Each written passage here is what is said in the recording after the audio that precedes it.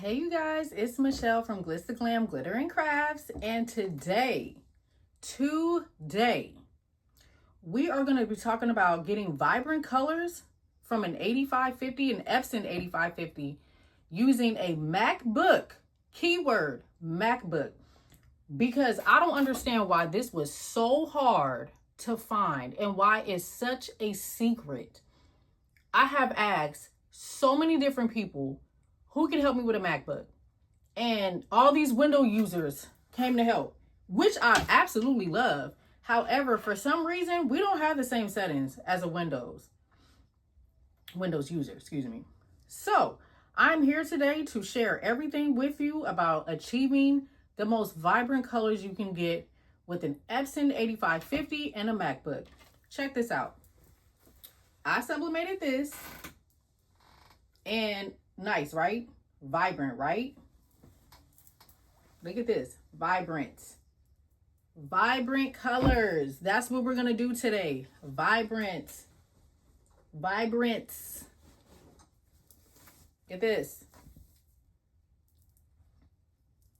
Nice. Look at this. Nice. So let's go.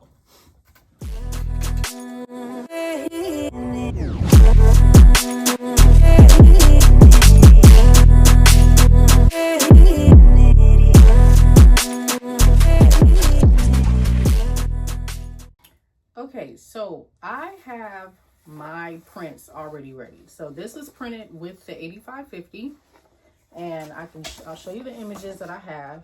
So this is one that we're going to be sublimating on I'm probably going to use a pillowcase.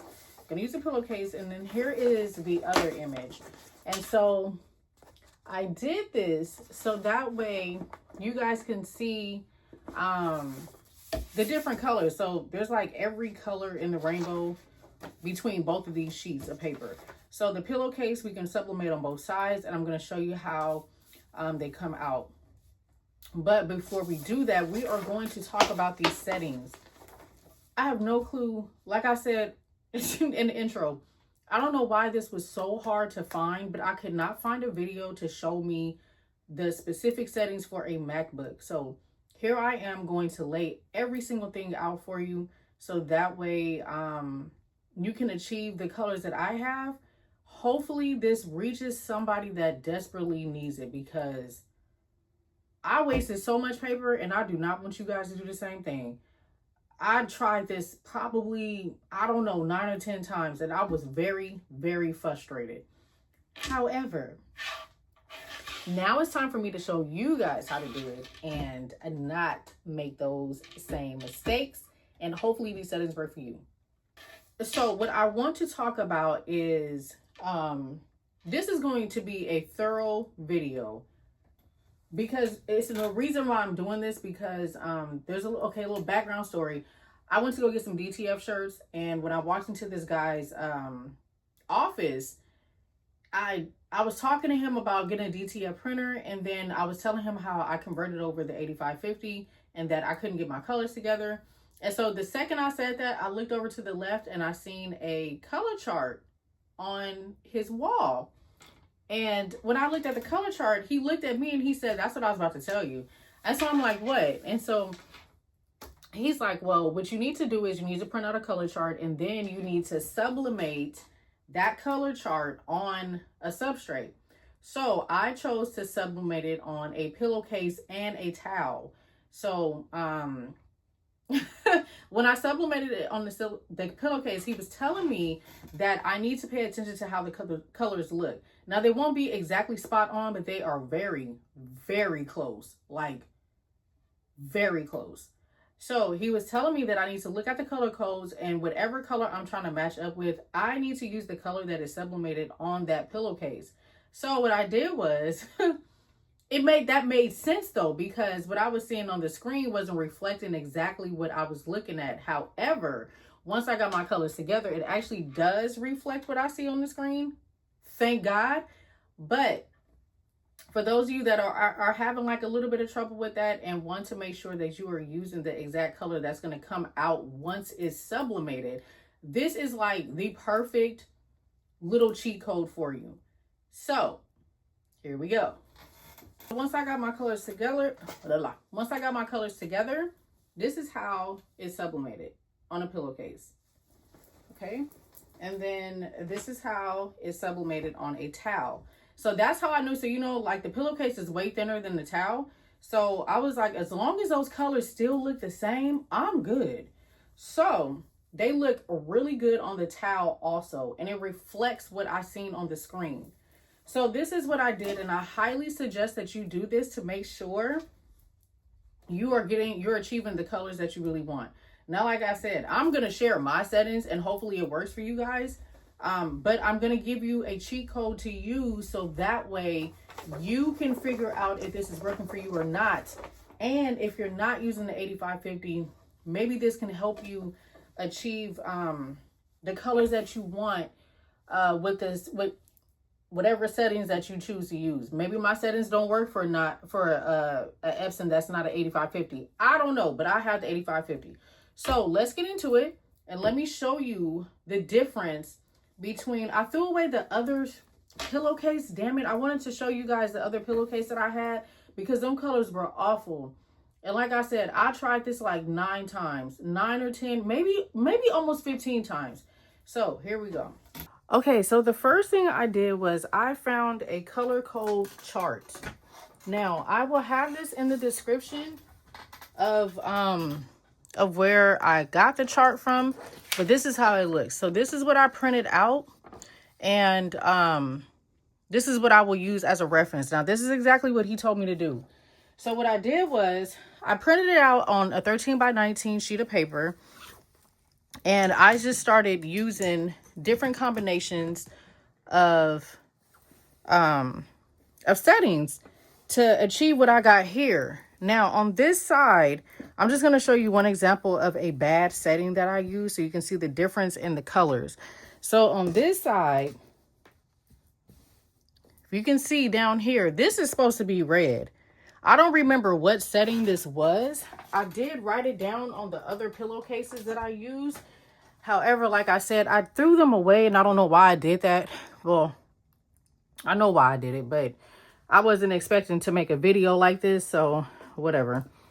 But anyways, so as you can see, the red down here, that's supposed to be red, and it is not red right here. This is brown, and this is like a clay color. And so after playing around with so many different combinations, I freaking finally found one that actually worked. So the one that actually worked gave me these colors here that match exactly what was on the screen. So this is what my settings got me on the pillowcase. Now, I was very happy with that because once I started sublimating on other items, the picture that I used for this one came out amazing. Like, those reds are red like it's supposed to be. Sorry about this. This was for a fan, and I literally just downloaded it and put it on here so that way I can see what it looked like. But the reds are reddened. The greens are good. The fade from orange to yellow came out perfect. So that's how I knew my settings were great. And then this one, the towel. The red is still red. The yellow is still yellow. The green is still green, and the black is black. It ain't brown.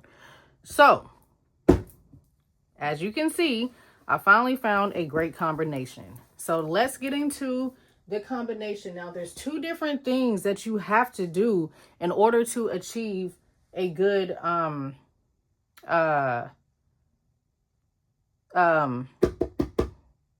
order to achieve good colors. So, okay, excuse me. I'm sorry. There's 3 things that you need to do in order to achieve good settings. Good colors. Excuse me. I'm sorry. So you want to go into this part. So first you want to go. You're going to go into your settings, and you're going to go into printer settings, and then you're going to scroll down here to thick paper and turn that, wait a minute, this is supposed to be on. And turn that on. Okay, quiet mode is off, ink drying time is standard, bi-directional is off, do not change the density. At least I didn't have to. So that's what you want to do for this, okay? Make sure that thick paper is turned on. Now, after you do that, you need to download the driver for this printer, and I'm going to show you how to do that now. Okay, so what I did first was I went to the Epson website, which is Epson.com, and I came over here to the search and I typed in 8550. I chose the one that I have, which is a new one. It's not a certified renew. It's the first one if you have a brand new one out the box. So you're going to click on that, and then it's going to take you to this page. And then what you're going to do is you're going to scroll down, and you're going to go to support. You're going to click on that, and then this is going to come up, okay? So you're going to choose your operating system. I don't even know what mine's is. Let me see. Mine's is Sequoia 15.5. Okay, so you want to make sure you know what operating system you have. So what you're going to do, if you don't know, click on the Apple up here. Click on About This Mac. And then look right here where it says Mac OS Sequoia 15.5. So mine's is a 15.5, okay? So what you're going to do is you're going to click on the operating system, and you're going to scroll down to Mac OS, and mine's is a 15.x, okay? So choose whichever your system is. So when you choose it, you hit go, and then you want to go into drivers. Now, one thing I learned is at first I downloaded the drivers and utility combo package. Oh my God, it messed up so much stuff for me. It made so many extra settings that I did not need at all. Do not use that. At least for me, that was the worst thing ever. So if you're like me and you have an actual true color Epson F170 or F570 that you use, you want to stay clear away from this combo package, because what it does is it overrides your settings for your original sublimation printer, and then you can't even get those settings back until you uninstall it. So I'm telling you, if you have another printer that you use for sublimation, do not download this combo package. So you only want to download the printer driver package, okay? So when you're going to hit download, and mine is already downloaded and I don't want to mess anything up, so I don't want to hit it again. So when you do that, you're going to go through all the steps. Okay, you go through every single one of the steps and keep hitting continue, continue, continue, continue, continue. When it's done downloading, you're going to come up here and you're going to go into your printers and scanners. And then you're going to add your printer. Now, this is the thing. When you click on this, you need to come down here and you need to click on select software. You are going to choose the exact same thing that this says right here, 8550 series. I don't know what it is about it, but if you leave it at this, it's going to be on AirPrint, and that is not going to give you, it's not going to open up all the settings that you need. So you have to click on select software. When you select software, you want to click on this one. That's going to open up every single setting that you need. You're going to click on OK, and you're going to add that printer, okay? And you know if it's right when you click on the printer, and right here, it does not say AirPrint. If yours says AirPrint, you did not do it right. And you need to go back and re-download it and do exactly what I said and go into that other part and select 8550 series. Once you do that, you will not see the word AirPrint there. That word there means you did not do it right again. Okay. Go into option and supplies, and then go into your options. Now in here, you want to make sure everything is off except for those last three. So I kept all of these things off. The one thing that you really want to pay attention to is this bi-directional printing. Make sure that is off. Do not leave that on. Other than that, you really don't have to fool with nothing else. You really just want to make sure this bi-directional printing is off. Because that's what gives like those lines and stuff in the printing. So I turned that off. Now you're going to hit done. And so now it's installed.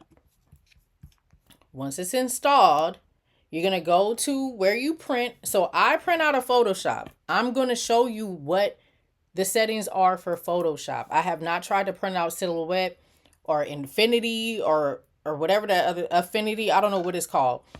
I don't print out of Canva. I don't print from just download and print. I don't do any of that.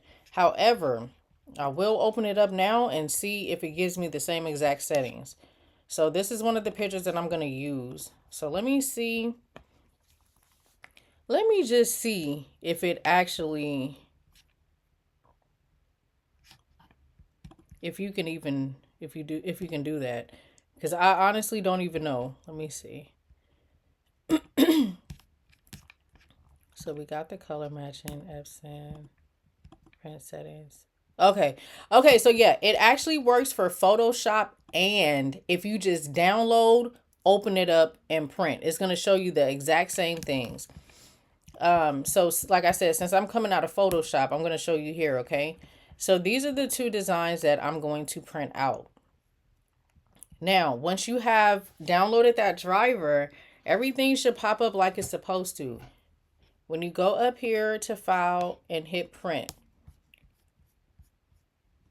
I choose printer manages the colors. Like I said, I have done this maybe 11 or 12 times. This is the best option to use for me. And this is what got my colors the way they are. And then in this part, you want to choose the sRGB IEC 61966-2.1. So that's what I have mine on. I did change it to something else at first. I don't remember what it was, but it did not work at all. So once you have this part set up, you want to go into print settings also. So there's another thing that you have to do. And then for the paper size, I'm choosing to use a 13x19 borderless, and it's the Super B selection. Okay, so when you go in here, that's what I'm going to use. That's the paper that I'm using right now. I don't know if you're using the 11x17 or what. If you are, you choose that option, which is located right here. Okay, and then you can do borderless also. So the next thing you want to do is leave layout and leave paper handling alone. Go into printer options, and then you click on color matching. Do not change it to color sync. That, I don't know why that does not work. It just does not. I chose Epson color controls and hit OK. And then I go into print settings. And then this is what is going to make or break you right here. This plain paper, bright white paper. I don't use that. The colors come out ashy and they're not vibrant. So you want to change the media type to premium presentation paper matte. You got all these options. Don't use presentation paper matte. Use premium presentation matte. Some people say that glossy paper worked for them. It did not for me. It made my colors very dull. So with premium presentation paper matte option selected, leave color at color. If it's not on color, just click on it and put it to color. It should be on color though. Your color settings. I don't play with this. Not no more. Because I've tried that Adobe RGB and I've tried Epson Standard. Epson Vivid is the absolute hands down most vibrant option I have used. And then in the print quality, you want to change it to high quality and you want to hit mirror your image. Now, I'm sure all of you are aware of that little screenshot of that's floating around the whole internet, and it's like, oh, change your brightness, can't change your magenta, change your yellow.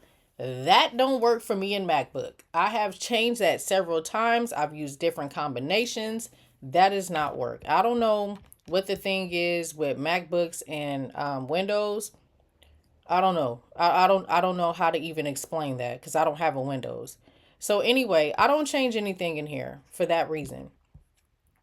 Keep it at basic, hit OK, and then you want to go to save, and then you want to print your image.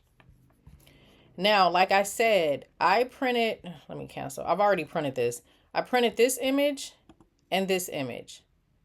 Okay, so now I'm going to sublimate it so you guys can actually see the colors. So you can see like it was true to color. It was the settings that I actually used. That's what I went with. So let's go over to the heat press and check that out. Okay, so after printing, like I showed you earlier, this is what it printed out for me, okay? And then here is this one. So we're going to sublimate this on a pillowcase. Okay, so now we're over here at the heat press. So I have my heat press on 400 for 60 seconds for the pillowcase.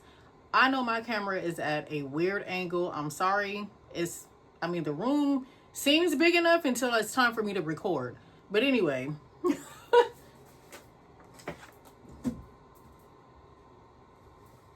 Okay, so I'm not going to pre-press this because this is not like a project or anything. I'm just showing you guys the how it's actually going to look. So I'm going to go ahead and we're going to do this image first, okay? So actually, let me cut this.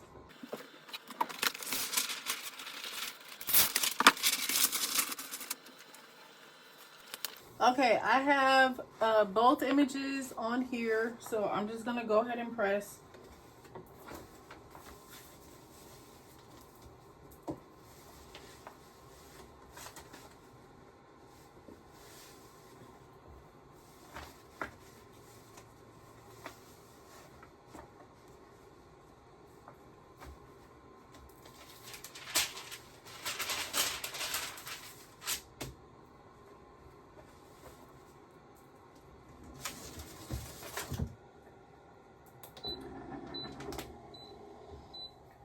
Okay, so I highly suggest, I do not like this angle, but it's gonna have to work for today. So I highly suggest getting some type of polyester material from Hobby Lobby. Hobby Lobby is the cheapest as far as I know for getting material. You can either have them cut you some polyester material, and then you can kind of just like play around with your settings and sublimate on that to achieve whatever colors that you're going for. Or like I just got a couple of packs of the pillowcase. They're polyester. They're for sublimation. So, and I think they were like $4.99 for 2 pillowcases. So you can use each side of that. And you know, like I said, I would highly suggest that, so that way you can get your settings correct and you won't lose a lot of your project materials that you're going to be trying to sell. Don't do what I did and make the mistake of using, one second.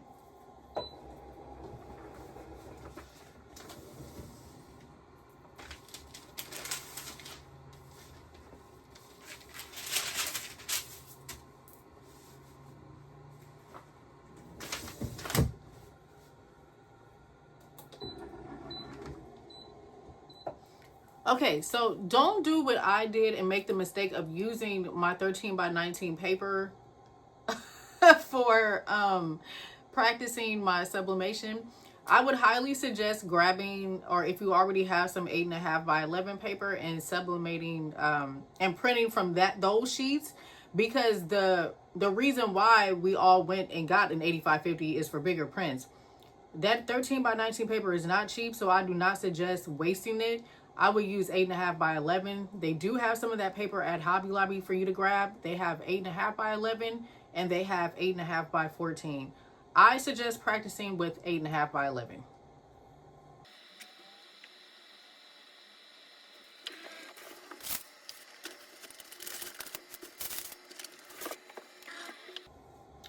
Also, another thing to keep in mind is this was one of those very stressful things. However, in the end, it was very rewarding to know that I'm actually getting colors that I love and that are very vibrant. So just keep in mind, you will be wasting material. And like I said, I'm trying to give you the best option to use and the best settings to use for your 8550. Also, if you're using a Epson-8550, I don't know if this works for that. You can try it. I have no clue, and try to print from Photoshop and see if you get the same outcome. But I really thought it was a good idea what the guy told me, to print out a color code sheet and then just like put it, I don't know, put it on your wall or put it somewhere for you to reference in case if you need that.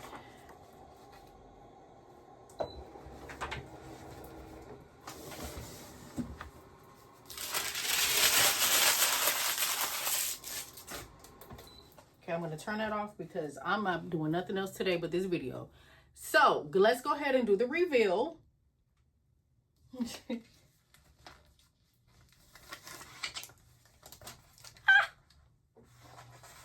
Oh my God, these reds are so red. Okay. I know y'all are screaming. Look at the blue jeans. Okay, hold on.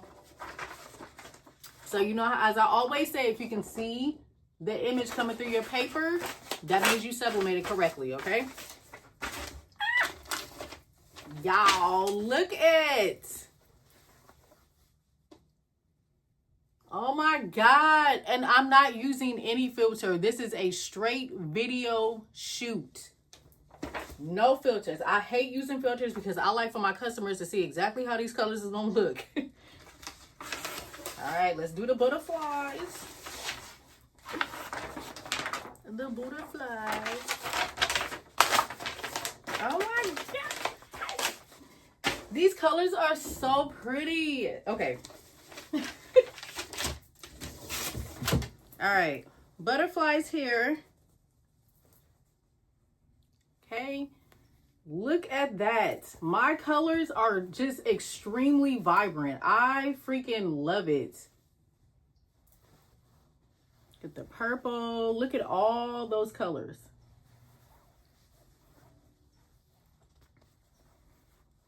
Get that one. And then here's a close-up of the girl, the queen. The queen. I can't see, so hopefully you guys can see it. Yes, you guys can see it. Look it. Oh, the colors are so vibrant. I'm trying to tell you guys.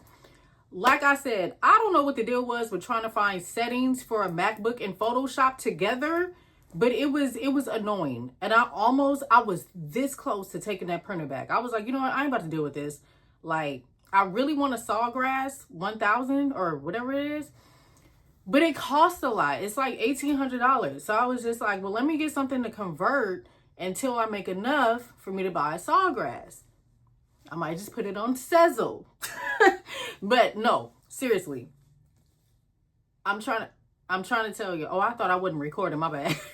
I'm trying to tell y'all, like, these settings have been the best. I tried so many different combinations, and I wish I can show you guys which ones I use. But like I said, I threw it away.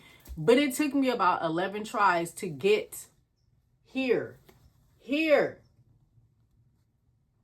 It took me 11 tries to get to this.